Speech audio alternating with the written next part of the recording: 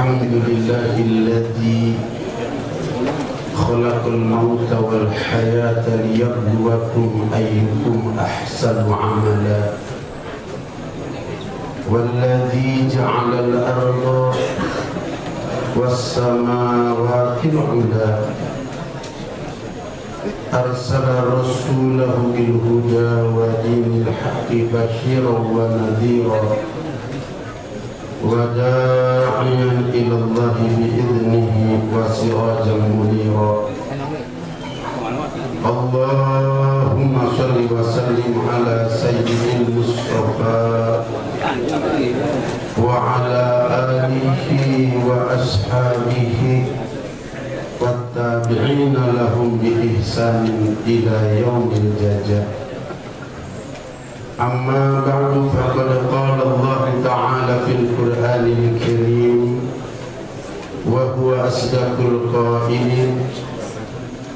A'udzu billahi as-sami'il 'alim minasy syaithanir rajim. Kullu nafsin dha'iqatul maut wa innama tuwaffawna ujurakum yawmal qiyamah. Faman zuhziha 'anil nari wa udkhilal jannata faqad faz. Qul hayatud dunya illa mata'ul ghurur. Wa qala an-nabiy sallallahu alaihi wasallam, innakum latamutuna kama tanamun wa tub'athuna kama tastayqidun wa tuhasabuna bima ta'malun. Surah pesantren, sehingga walaupun ditinggalkan oleh beliau dan ditinggalkan oleh putranya terbaik tercinta Kiai Haji Khodamul Qudus, maka regenerasi terus sampai hari kiamat dan dapat mengalirkan pahala dari amal-amal para santri, para alumni, para jamaah majelis taklim, para bapak ibu-ibu sampai kepada beliau, sehingga beliau ditempatkan oleh Allah Subhanahu wa taala di dalam kubur dalam keadaan senang, bahagia, bahkan berada dalam raudhatun min riyadil jannah, salah satu taman daripada taman-taman surganya Allah Subhanahu wa ta'ala. Berbicara peringatan hari ketiga, hari ke-7, hari ke-40, ke-100 bahkan haul, sedikitnya ada 4 manfaat yang bisa kita ambil. Manfaat yang pertama adalah silaturahmi. Manfaat yang kedua adalah doa. Manfaat yang ketiga adalah mengenang almarhum yang meninggalkan kita. Kemudian yang terakhir adalah dzikrul maut, mengingat kepada kematian. Rasulullah sallallahu alaihi wasallam bersabda di dalam salah satu hadisnya, wa kafa bil mauti mauti, dan cukup dengan wafatnya seseorang adalah satu-satunya mau'izah, satu-satunya nasihat kepada kita. Karena hidup kita di alam dunia hanya sebentar saja. 14,5 abad yang silam, Rasulullah sallallahu alaihi wasallam bersabda dalam salah satu hadisnya, a'maru ummati baina sittina aw sab'ina sana. Usia daripada umatku antara 60-70 tahun saja. Kurang lebih 60-70 tahun. Inna lillahi wa inna ilaihi raji'un. Terbukti ada nenek kakeknya yang sudah tidak ada, Bahkan ada yang bapak ibunya sudah tidak ada. Kemarin yang tidak ada guru kita tercinta Kiai Haji Khodamul Kudus, besok tinggal nunggu giliran kita. Ini yang disebut dengan dzikrul. Abah mendapat pelajaran besar tentang dzikrul maut dari Sahibul Makbarah almarhum Kiai Haji Mama Ukon Burul Khair. Beliau pernah cerita di hadapan Abah ketika Nabi Idris alaihi salam mendapatkan seorang tamu yang menyerupai seorang laki-laki. Dalam kasat mata Nabi Idris alaihi salam, tamu itu adalah laki-laki. Tapi ternyata bahwa tamu itu bukan laki-laki, akan tetapi menyerupai laki-laki, dan ia mengaku bahwa saya malaikat. Untuk bisa diketahui bahwa tamu itu adalah malaikat maut, Nabi Idris menguji. Kata Nabi Idris, kalau engkau malaikat maut, tolong engkau cabut ruh aku sebentar. Kemudian ruh itu setelah engkau cabut, masukkan lagi ke dalam jasad. Kata malaikat malakal maut yang menyerupai seorang laki-laki, saya tidak kuasa untuk mencabut ruh siapapun, hatta seekor semut, apalagi untuk mencabut ruh seperti engkau, orang yang sering diagung-agungkan oleh Allah di hadapan para malaikat tanpa izin Allah Subhanahu wa ta'ala. Kata Nabi Idris alaihissalam, kalau begitu engkau izin kepada Allah, sampaikan kepada Allah, Idris ingin dicabut ruh sebentar. Malaikat malakal maut menghadap Allah. Singkat cerita, Allah mengizinkan. Maka malaikat malakal maut pun kembali kepada rumah Nabi Idris alaihissalam. Proses pencabutan ruh Nabi Idris pun dilakukan oleh malaikat malakal maut.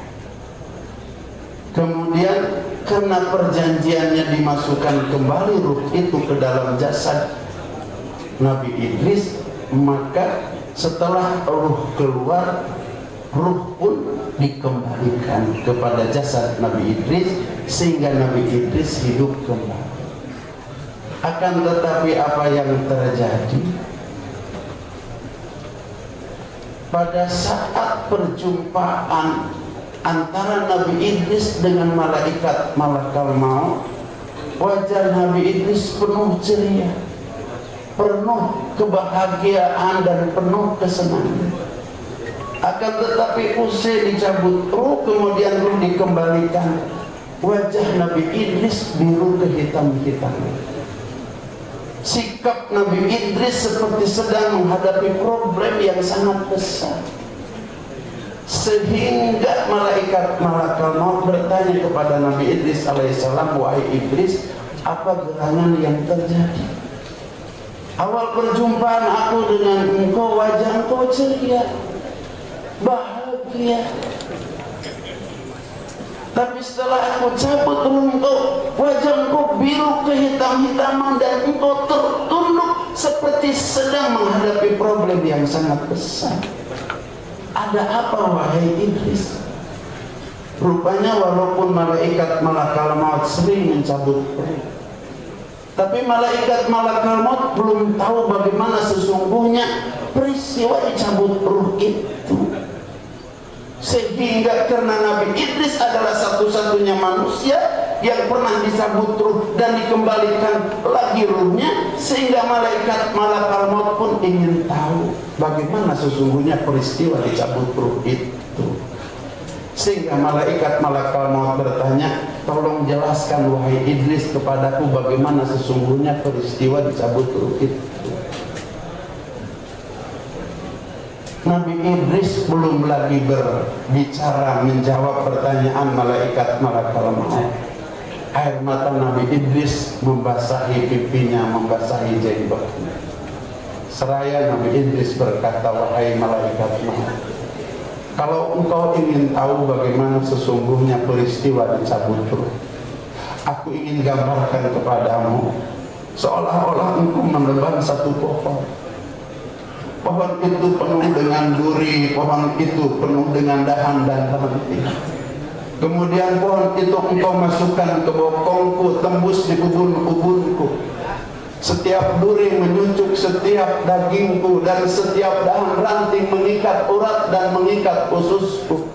Kemudian engkau tarik dengan tenaga yang sangat kuat. Kata Nabi Idris, wallahi aku belum pernah merasakan sakit seperti itu. Sesakit itu, saking pedihnya aku, sakitnya aku, maka terlepas ruh dari jasad. Bapak Ibu sekalian, ini yang dicabut ruh Nabi Idris, yang tidak pernah maksiat kepada Allah, yang tidak pernah durhaka kepada Allah. Penderitaannya semacam itu. Dan rupanya yang namanya syakaratil maut itu sesuai dengan firman Allah Subhanahu wa taala, kullu nafsin dha'iqatul maut. Setiap mereka yang bernyawa akan merasakan pedihnya syakaratil maut. Tidak terlepas baginda Nabi besar Muhammad sallallahu alaihi wasallam. Ketika Nabi kita Muhammad sallallahu alaihi wasallam dimadadatan malaikat malakal maut, pada saat masuk ke kamar Rasulullah sallallahu alaihi wasallam bertanya, tidakkah engkau beserta malaikat Jibril alaihissalam? Tidak, karena malaikat Jibril sedang menghadap Allah Subhanahu wa taala dalam rangka prosesi kematian engkau wahai Muhammad. Nabi kita melihat ke atas, mencari di mana posisi malaikat Jibril alaihissalam berada. Rupanya malaikat Jibril sudah turun menghadap Allah, menuju kamar baginda Rasulullah SAW. Di-stop oleh Rasulullah SAW, stop dulu Jibril di situ, jangan dulu engkau masuk ke kamarku. Akhirnya malaikat Jibril menghentikan perjalanan. Kemudian terhenti seraya Nabi kita bertanya, wahai Jibril, apa hakku setelah kematian aku? Kata malaikat Jibril, wahai Muhammad kekasih Allah, 7 pintu langit telah dibuka oleh Allah Subhanahu wa taala dalam rangka menyambut kedatangan rohmu.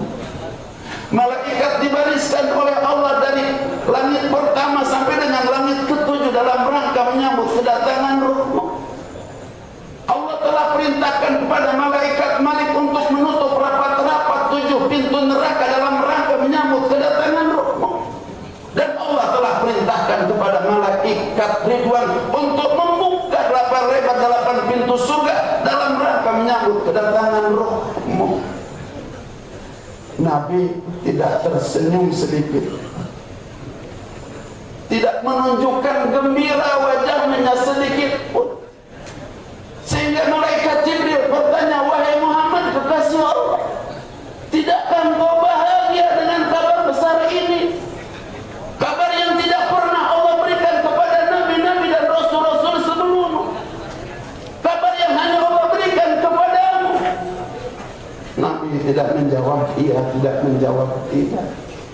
Akan tetapi Nabi bertanya yang kedua kali, wahai Jibril, bukan itu yang kumaksud.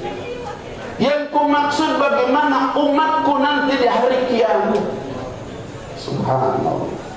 Dalam keadaan detik-detik akhir hayat beliau, yang dipertanyakan bukan nasib keluarganya, istrinya, anaknya, cucu cicitnya, tapi yang dipertanyakan nasib kita sebagai umat. Kata malaikat Jibril, wahai Muhammad kekasih Allah, aku telah mendengar Allah Subhanahu wa taala berfirman bahwa 8 pintu surga diharamkan dimasuki oleh umat-umat terdahulu, kaum-kaum terdahulu, kecuali dimasuki oleh dirimu dan umatmu terlebih dahulu. Mudah-mudahan kita semua berada di belakang Rasulullah Sallallahu Alaihi Wasallam, masuk terlebih dahulu ke dalam surganya Allah Subhanahu Wa Taala. Baru Nabi tersenyum. Kalau begitu wahai Jibril, segera masuk ke kamarku, cabut ruhku. Malaikat Jibril masuk ke kamar Rasulullah, kemudian berbicara dengan malaikat malakal maut, wahai malaikat maut, yang akan engkau cabut nih kekasih Allah, Nabi, Rasul, Ulul Azmi, Imamul Anbiya, Imamul Mursalin, wa Imamul Malaikah Al-Muqarrabin. Tidak ada pangkat kedudukan paling tinggi mengalahkan kedudukan yang sebentar yang akan engkau cabut ruhnya. Engkau cabut dengan penuh lembut dan dengan penuh halus. Maka malakal maut memulai mencabut ruh baginda Nabi besar Muhammad Sallallahu Alaihi Wasallam.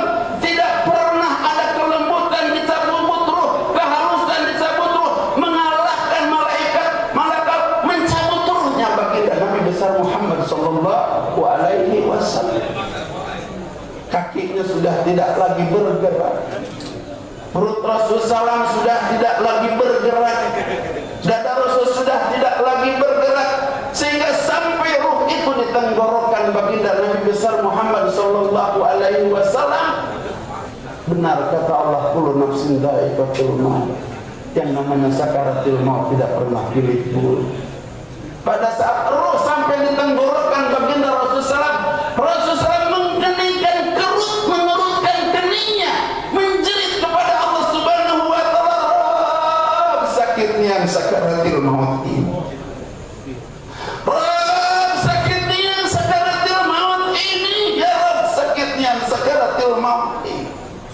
Malaikat Jibril yang berada di kanan Rasulullah SAW memalingkan wajahnya sehingga Rasul bertanya, wahai Jibril, jika engkau memandang wajahku dalam keadaan aku menderita sakaratul maut, engkau palingkan wajahku.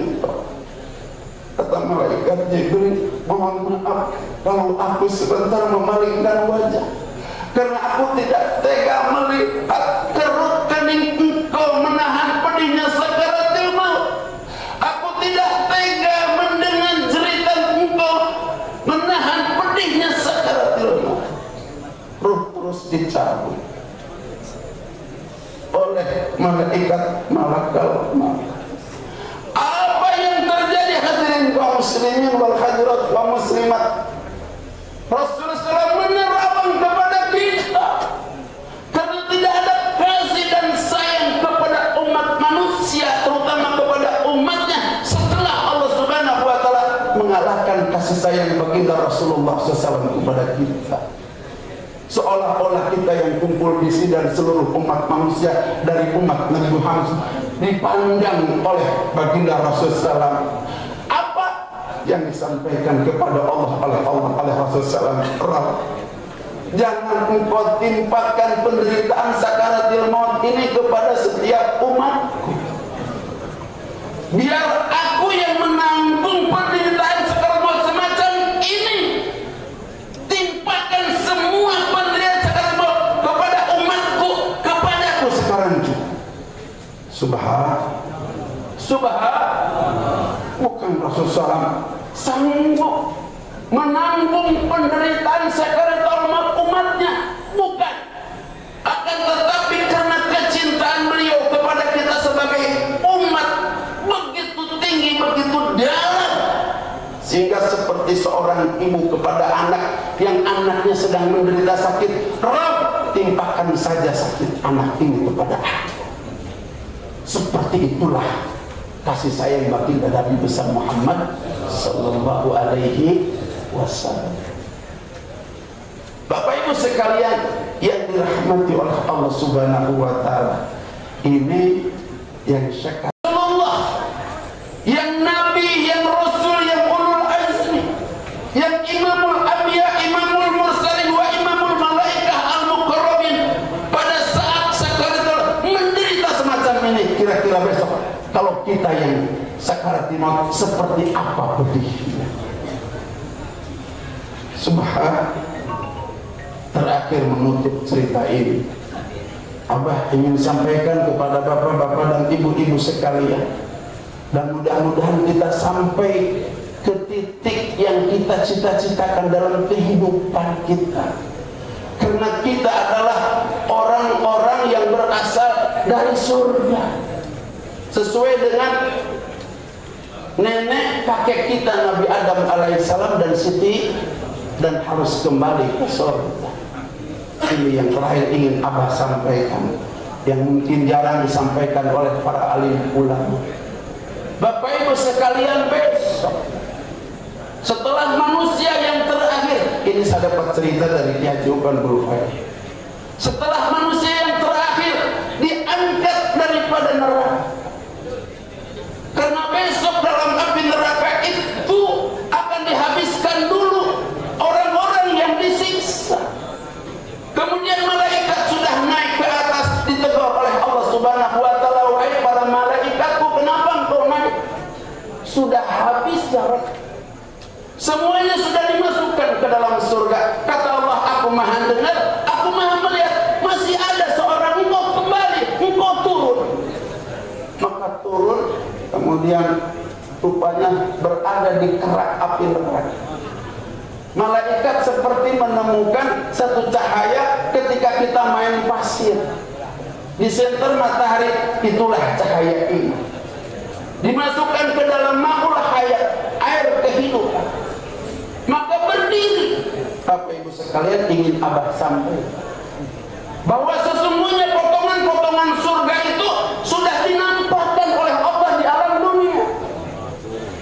Postur tubuh ahli surga adalah postur tubuhnya Nabi Adam, 27 meter, bahunya 9 meter. Kegantengan ahli surga adalah Nabi Yusuf. Yusuf di surga orang model ini seperti wajah Nabi Yusuf alaihissalam. Ceritanya panjang. Suaranya Nabi Daud, itu suara ahli surga. Kalau ada daun yang jatuh, Nabi Daud sedang membaca Jabur, itu daun tidak jatuh ke tanah sebelum Nabi Daud shadaqallahul azim. Perangai kita, akhlak kita, Nabi kita Muhammad sallallahu alaihi wasallam. Siapapun orangnya, berapa lama pun ia masuk di dalam api neraka, ketika sudah diangkat habis dosanya, maka postur tubuhnya Nabi Adam alaihissalam, wajahnya Nabi Yusuf alaihissalam, suaranya Nabi Daud alaihissalam, dan akhlaknya baginda Nabi besar Muhammad sallallahu alaihi wasallam. Kira-kira indah enggak itu? Kemudian kata Allah Subhanahu wa taala setelah semua masuk surga, wahai ruhul amin, engkau cari tempat yang paling tinggi. Seru mereka ahli-ahli surga, karena aku telah menyiapkan satu tempat sejauh mata memandang. Aku siapkan buah-buahan, aku siapkan minuman, bahkan aku siapkan pakaian yang aku desain untuk mereka. Maka malaikat ruhul amin berdiri, wahai ahli surga. Allah Subhanahu wa taala menyampaikan ucapan selamat datang kepada kalian di surgaku. Dan Allah Subhanahu wa taala rindu kepada kalian, mengalahkan kalian rindu kepada Allah Subhanahu wa taala. Kata Allah Subhanahu wa taala, keluar kalian dari rumah-rumah kalian. Di sana Allah telah siapkan satu tempat yang sangat luas sejauh mata memandang untuk menghidmat kalian. Tidak ada satu ahli surga kecuali keluar rumah-rumahnya, kemudian masuk ke dalam ruangan itu. Singkat cerita, Allah datangkan 70 macam buah-buah. Bukan buah dunia, buah surga. Kalau buah dunia yang 1% seperti itu, buah surga itu 99%. Kira-kira seperti apa? Yang kedua didatangkan 70 macam minuman. Dinyatakan Rasulullah SAW yang merasnya Allah, yang bikin botolnya Allah, yang bikin tutupnya Allah, yang bikin segelnya Allah. Buat mereka yang pada saat nonton orang-orang kafir minum di kafe sana, di bar sana, tapi ia takut kepada Allah. Ini akhafullah. Ini kata Allah, aku ciptakan, aku yang bikin sendiri. 70 botol diminum tidak mabuk. Satu botol enak sampai dengan 70. Yang terakhir, Allah tumbuh menumbuhkan setiap satu orang satu pohon. Setiap dalam satu pohon ada 7 ranting atau 7 dahan. Setiap satu dahan satu setel pakaian yang didesain oleh Allah Subhanahu wa Ta'ala. Kira-kira kalau ada pakaian yang didesain oleh Allah, indah enggak? Indah enggak kira-kira? Kata malaikat Ruhul Amin, pakai itu pakaian Allah sengaja ciptakan untuk kalian semuanya. Ini desainan Allah Subhanahu wa Ta'ala, sehingga ahli surga berganti baju dengan baju yang didesain oleh Allah Subhanahu wa Ta'ala. Saling lihat di antara mereka. Pada saat saling lihat di antara mereka, antara satu dengan yang lainnya, bisa dibayangkan postur tubuh Nabi Adam, wajah Nabi Yusuf alaihissalam, suara Nabi Daud alaihissalam, perangai Nabi Muhammad SAW dengan baju yang sangat indah. Yang paling mengejutkan, tiba-tiba ada satu suara. Suara itu berbunyi, adakah janji-janjiku semuanya telah terpenuhi? Semua ahli surga tahu bahwa yang berbicara itu adalah Allah Subhanahu wa Ta'ala. Semua ahli surga menjawab kepada Allah Subhanahu wa Ta'ala, semua janji engkau telah terpenuhi, melebihi taat kami, ibadah kami kepadamu. Tidak ada apa-apanya ibadah kami kepadamu dibandingkan dengan nikmat yang telah engkau berikan kepada kami. Akan tetapi satu yang belum engkau berikan kepada kami. Kata Allah, apakah itu? Kami belum dapat memandang wajahmu, kata para ahli surga. Kata Allah, sebentar aku akan buka hijabku dan kalian sebentar akan dapat memandang wajah aku, kata Allah Subhanahu wa Ta'ala. Kata Allah, sekarang aku telah membuka hijab, buka matamu lebar-lebar, pandang wajah aku, kata Allah Subhanahu wa Ta'ala. Pada saat semua mendengar bahwa Allah telah membuka hijab dan kalian pandang wajahku, tidak ada seorang pun yang sanggup memandang wajah Allah, sujud di hadapan Allah semuanya, seraya mereka berkata, malu ya Rabb, memandang wajahmu. Mata ini pernah durhaka kepadamu, mata ini pernah bermaksiat kepadamu. Kata Allah Subhanahu wa Ta'ala, tidak wahai hambaku, angkat kepala kalian di sini, tidak ada sujud lagi. Mata kalian semuanya telah kuampuni, sudah suci, sudah bersih. Innallaha thayyibun la yaqbalu illa thayyibah. Allah itu bersih, suci, tidak akan menerima kecuali orang-orang yang suci. Kalian sudah disucikan semuanya. Angkat kepala kalian, pandang wajah aku, kata Allah Subhanahu wa Ta'ala. Semua ahli surga mengangkat kepalanya, kemudian pelan-pelan membuka matanya sambil malu di hadapan Allah Subhanahu wa Ta'ala. Kemudian semua ahli surga tidak ada satu yang ketinggalan kecuali dapat dengan jelas memandang wajah Allah Subhanahu wa Ta'ala. Pada saat ahli surga memandang wajah Allah, karena begitu indah wajah Allah, mengalahkan indahnya surga, sehingga setiap ahli surga yang memandang wajah Allah tidak mampu mengedipkan selama 70 tahun. Ini sabda Rasulullah Sallallahu Alaihi Wasallam. Mudah-mudahan dengan zikrul maut yang kita hadir pada malam hari ini, oleh Allah Subhanahu wa Ta'ala dijadikan kita orang-orang yang ahli taat, ahli ibadah, ahli membaca Quran, ahli zikir, ahli tahajud, ahli duha, istiqomah sampai akhir hayat, sehingga kita wafat dalam keadaan husnul khotimah, selamat di kubur, selamat di ba'as, di mahsyar, selamat di hisab, selamat di sirat, masuk ke dalam surganya Allah, dapat berjumpa dengan Allah Subhanahu wa Ta'ala. Hadanallahu wa iyyakum ajma'in wa adkhalana fi zumratil muwahhidin bi jannatin na'im. Aqulu qouli hadza fastaghfiru innahu wal ghafurur rahim. Subhanallahi wa bihamdihi, subhanallahi bihamdika, asyhadu an la ilaha illa anta, astaghfiruka wa atubu ilaik. Subhana rabbika rabbil izzati amma yasifun wa salamun alal mursalin walhamdulillahi rabbil alamin. Sekilas ini menyampaikan apa yang pernah disampaikan oleh Mama Upan Pulpaini, karena saya adalah salah seorang adik iparnya dan sekaligus saya adalah alumni-nya. Assalamualaikum warahmatullahi wabarakatuh.